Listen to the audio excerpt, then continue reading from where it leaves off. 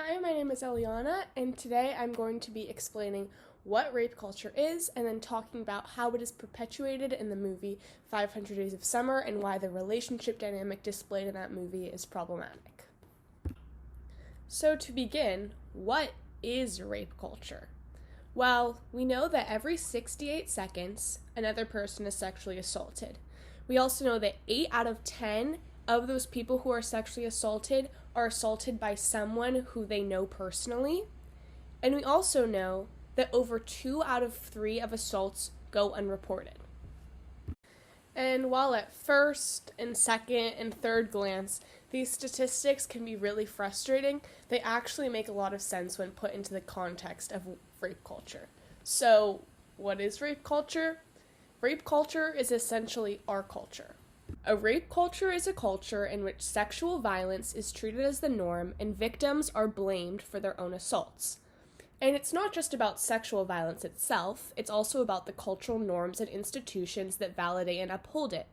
It's based on a set of beliefs that normalizes the sexualization of women and female bodies, male entitlement to those bodies, and encourages male aggression and violence against women. It's upheld by social norms like TV and movies and music and advertising and laws and school cultures and so many other influential sources. Rape culture includes a spectrum of behavior where lower levels of sexism and misogyny are normalized, and this makes sexual violence against women and sexual coercion seem okay and inevitable. Rather than viewing the culture of rape as a problem that needs to change, people in a rape culture think about the presence of rape as just the way things are. And thankfully, in recent decades, conversations about rape culture have become a lot more mainstream. Yet, we still don't often talk about the subtler ways in which it's normalized, the less visible but equally significant ways that our society carefully and methodically erodes away at women's agency. And now we're going to take a deep dive into a film that I personally love, but I've also found is a great example of how societal norms in popular film and television steadily perpetuate rape culture. The film is centered around the relationship between Tom, played by Joseph Gordon-Levitt, and Summer, played by Zooey Deschanel. But from the very beginning, there's an omniscient narrator who establishes that this film might be a commentary on a trope rather than a perpetuation of it. Tom meets Summer on January 8th. He knows almost immediately she's who he's been searching for. This is a story of boy meets girl. But you should know up front, this is not a love story. The overarching plot of the movie is essentially that Tom and Summer meet, Tom decides Summer is his soulmate, she doesn't think the same, and he is just continuously pining after her. And something I feel like is really important to make clear is that this whole movie is told from Tom's perspective. We never really learn anything much about Summer or her thoughts about things, so this entire film is essentially viewed through the male gaze.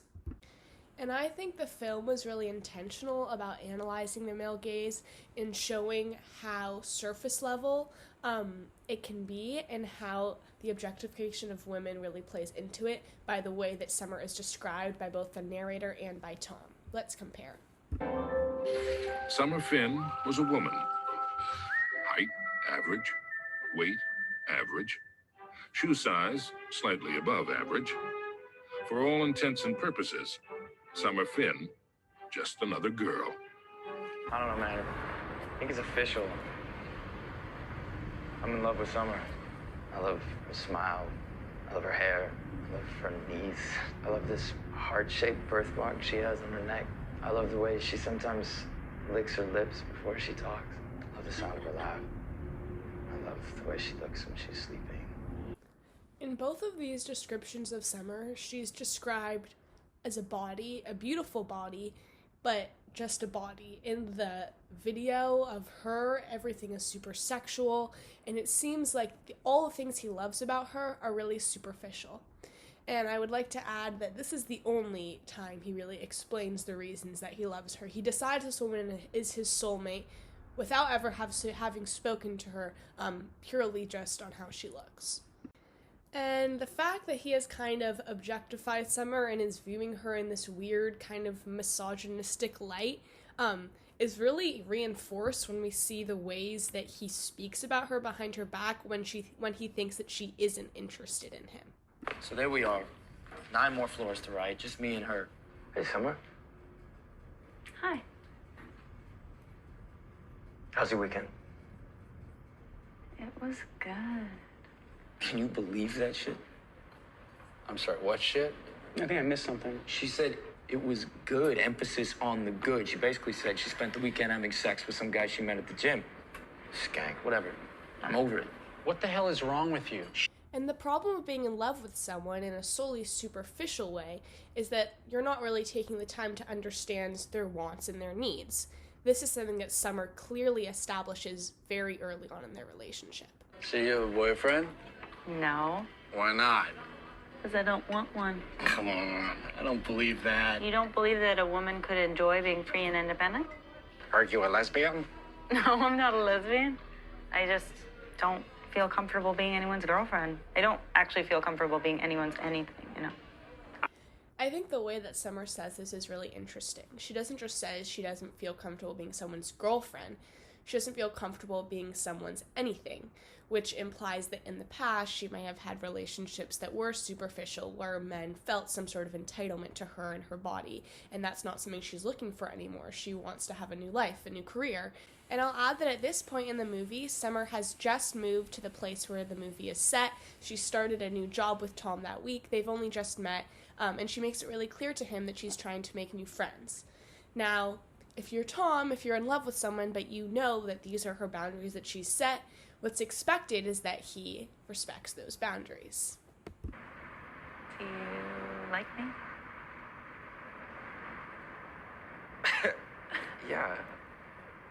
Yeah, of course I like you. As friends? Right, as friends. Just as friends? Yeah. I mean, I don't know, I hadn't really thought about, yes.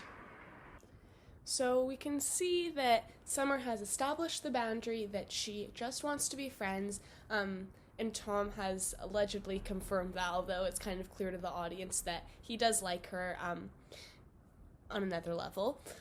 And then later on in the film, after they do start a physical relationship with one another, Summer once again reaffirms those boundaries that she's set.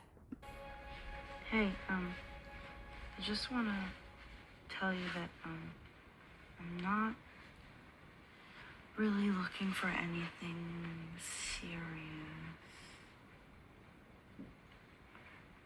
Is that okay? Yeah. Because some people kind of freak out when they hear that. No, not me. You sure? Yeah, like, casual. I'd take it slow. No pressure. It's around this point in the storyline where Summer has clearly stated her boundaries, said her no, and Tom has allegedly accepted it, that he begins to see their relationship as a conquest to turn her no into a yes. He could feel the wall coming down. He wondered if anyone else had made it this far.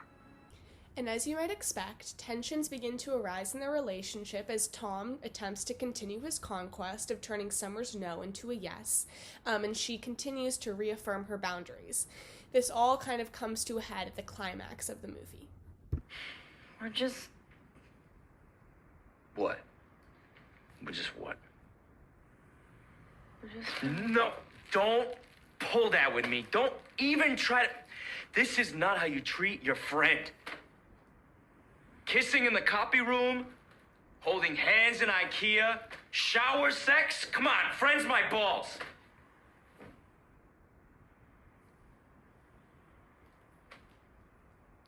I like you, Tom. I just don't want to release... Well, you're not the only one that gets a say in this. I do too. And I say we're a couple. God damn it. There is a lot to unpack in this scene. For starters, I want to make the point that the thing that he is so angry about, the fact that they're not in a relationship, is a boundary that she has consistently set to him very clearly since the beginning of the relationship and the beginning of the movie. She just wants to be friends.